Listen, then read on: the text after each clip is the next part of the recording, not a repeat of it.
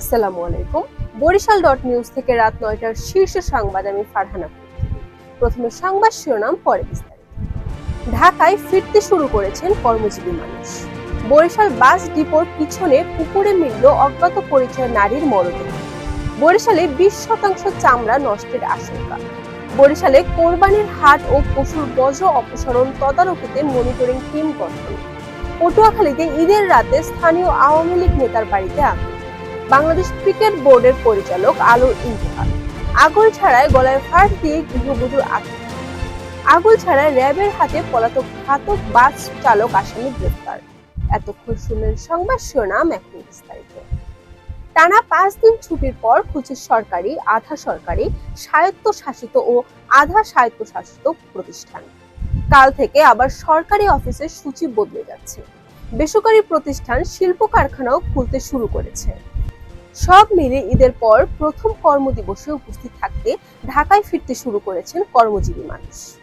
বরিশাল নগরের নতুল্লাবাদ এলাকার একটি পুকুর থেকে অজ্ঞাত পরিচয় 50 নারীর মরদেহ উদ্ধার করেছে পুলিশ। বুধবার দুপুর 12:30টার দিকে নতুল্লাবাদ বিআরটিসি বাস ডিপো সংলগ্ন পুকুর থেকে মরদেহ উদ্ধার করা হয়। মরদেহ উদ্ধার করে ময়নাতদন্তের জন্য বরিশাল শেরেবাংলা মেডিকেল কলেজ হাসপাতালের মর্গে পাঠানো হয়। আবহাওয়া অনুকূল থাকায় এবং অদক্ষ চামড়া ছড়ানো ও সঠিক সময়ে লবণ না দেওয়ার কারণে এবার বরিশাল বিভাগে কোরবানি পশুর অন্তত 20% চামড়া নষ্ট হয়ে যেতে পারে বলে জানিয়েছেন পাইকারি ব্যবসায়ীরা। কোরবানির পশুর হাট ও কোরবানির পশুর বর্জ্য অপসারণ ও ব্যবস্থাপনার কার্যক্রম তদারকির জন্য বরিশাল সিটি কর্পোরেশনে একটি মনিটরিং টিম গঠন করেছে। বিসিসি নগর ভবন কার্যালয়ের সভাকক্ষে এই টিম গঠন করা হয়। ঈদের রাতে ভয়াবহ অগ্নিকাণ্ডে স্থানীয় এক আওয়ামী লীগ নেতার বাড়ির সবকিছু পুড়ে ছাই হয়ে গেছে। এতে পরিবারটি নিঃস্ব প্রায়। সব হারিয়ে পরিবারটি ঈদের আনন্দ এখন বিষাদে পরিণত হয়েছে। সোমবার রাত 3:30টায় পটুয়াখালীর দুমকি উপজেলার শ্রীরামপুর ইউনিয়নের রাজাখালী গ্রামে এই ঘটনা ঘটে।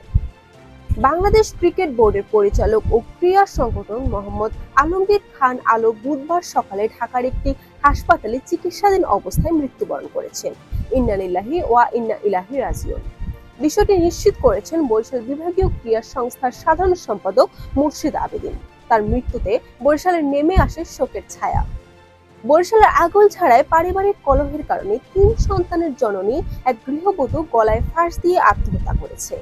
পুলিশ ওই গৃহবধূর লাশ উদ্ধার করে ময়না তদন্তের জন্য বরিশাল সেবাজীব হাসপাতালে প্রেরণ করেছে। বরিশালের আগৈলঝাড়া থেকে গোপালগঞ্জের মকসুদপুরে বেপরোয়া গতিতে গাড়ি চালিয়ে বাস চাপায় 5 জনকে হত্যার ঘটনায় মামলার ঘাতক বাস চালক পলাতক আসামিকে গ্রেফতার করেছে বরিশাল র্যাব। গ্রেফতারকৃত আসামি কালুপাড়া গ্রামের আবুল বাশার শরীফের ছেলে আল আমিন শরীফ সুবজ। বরিশাল.নিউজ।